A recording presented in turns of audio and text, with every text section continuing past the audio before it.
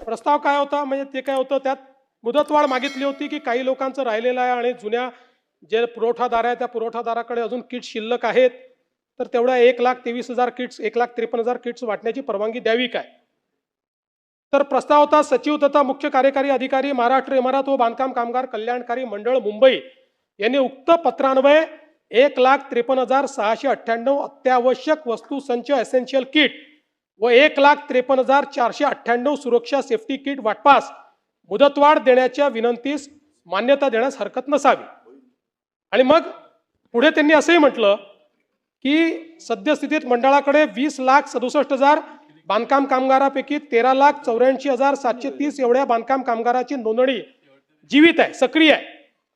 आणि नोंदणी केलेल्या जीवित 13,84,770 पैकी 9,27,730 बांधकाम कामगारांना अत्यावश्यक संच व सेफ्टी किट हे वाटप केल्यानंतर उर्वरित 4,57,000 बांधकाम कामगारांना हे संच वाटप करण्याबाबत पुढची काय कारवाई करायची अशा प्रकारचा 2 प्रस्ताव आपल्या पुढे आले. आपण बघितलं असेल, मी गजनी का म्हटलं, आपण म्हणाले मी तर त्यांच्यावर टाकलं, असं नाही आहे. आपण आपल्या अक्षरात लिहिलंय स्वतः. प्रस्ताव मान्य. आणि दुसरं, संदर्भात उर्वरित 4,53,000 बांधकाम कामगारांना सध्याच्याच कंत्राटदारामार्फत त्याच दराने दोन्ही संच पुरवण्यात यावे. आपलं अक्षर आहे. पाहिजे तर आपला आक्षेप असेल तर फॉरेन्सिकला पाठवून देतो.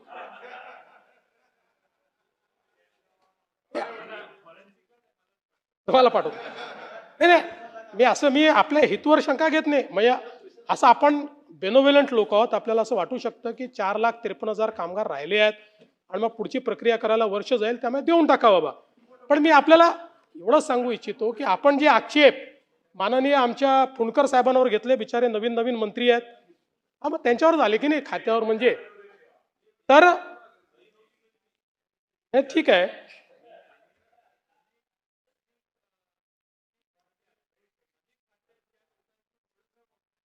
हा, अगदी अगदी तेच करायचं आपल्याला. त्यानंतर एवढंच नाही तर मी ही जी तुम्हाला म्हणजे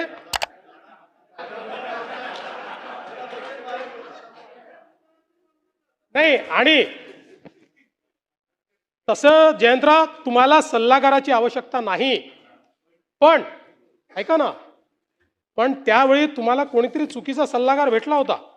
याचं कारण ही जी काही आपण कामगारांची तपासणी करतो, या तपासणीच्या संदर्भातले त्याच वेळी एक टेंडर होतं नोंदित कामगारांच्या आरोग्य तपासणीच्या संदर्भातलं, आणि त्याच्यामध्ये काय काय काय काय करावं असं सगळ्या गोष्टी होत्या. मग याच्यामध्ये काहीतरी वाढ करावी अशा प्रकारचा एक प्रस्ताव आपल्याकडे आला. आणि त्या सगळ्याला म्हणजे वाढीवला तर आपण मान्यता दिलीच, पण त्याचसोबत या ठिकाणी आपण काय लिहिलं त्याच्यावर, वरील प्रस्ताव मान्य. सन 2000 हा 23 पर्यंतचा प्रस्ताव होता. प्रस्ताव काय होता तर टेंडर प्रमाणे 15/2/21 ते 14/2/23 या 2 वर्षामध्ये यापूर्वीच्या अटीवर, म्हणजे नवीन टेंडर काढा असं म्हटलंच नव्हतं, खरं म्हणजे नवीन टेंडर काढायला पाहिजे होतं, पण ठीक आहे 2 वर्षाकरता या पूर्वीच्या अटींवरच त्यांना देण्यात यावं. आपण काय लिहिलं त्याच्यामध्ये, वरील प्रस्ताव मान्य. सन 2023 नंतर मुदतवाढ देताना, म्हणजे आधीच ठरवलं तुम्ही मुदतवाढ द्यायची आहे, ही मुदतवाढच होती. मुदतवाढ देताना मागील काम योग्य असल्यास विभागाच्या सचिवाकडून त्यांच्या स्तरावर मुदतवाढ देण्यात येईल.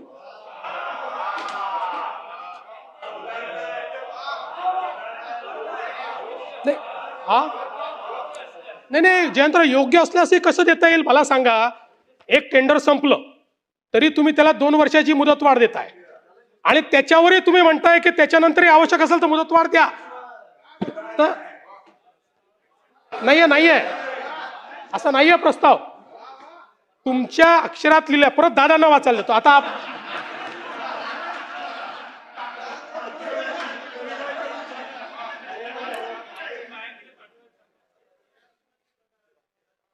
परत मला व्हेरीफाय झालं.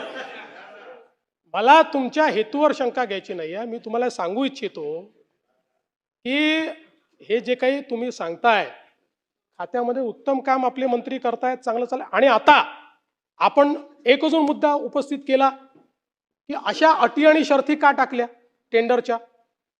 मी आपल्याला निदर्शनास आणून देतो की आत्ता टेंडरच्या ज्या अटी शर्ती आहे 100% CVC गाईडलाईन प्रमाणे.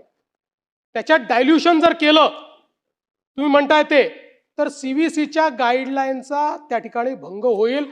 आणि म्हणून CVCच्या गाईडलाईन प्रमाणे अटी व शर्ती टाकून याचं टेंडर होत आहे. आता ते टेंडर कोणाला मिळणार, काय मिळणार याच्यामध्ये मला जायचं नाही. जो पात्र असेल त्यांनी ते टेंडर भरावं आणि ते टेंडर घ्यावं. इथे कुठेही रिगिंग याचं करण्यात येणार नाही.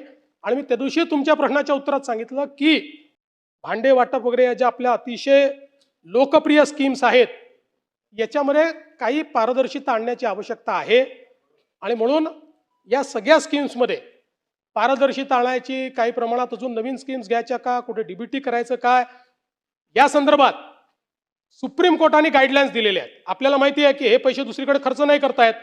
लाडक्या बहिणींना द्यायचे ठरवले म्हणजे त्यांच्याकडे 5-7 हजार कोटी रुपये आहेत. इकडे आपल्याला कर्ज घ्यावं लागतं, पण ते आपण लाडक्या बहिणींना देऊ शकत नाही, ते यांनाच आपल्याला द्यायचं आहे. त्यामुळे अजून काही नवीन योजना पारदर्शीपणे आणण्याची जर परवानगी मिळाली तर निश्चितपणे आम्ही त्या योजनाही या ठिकाणी आणण्याचा प्रयत्न हा निश्चितपणे करू, हे मी सांगू इच्छितो.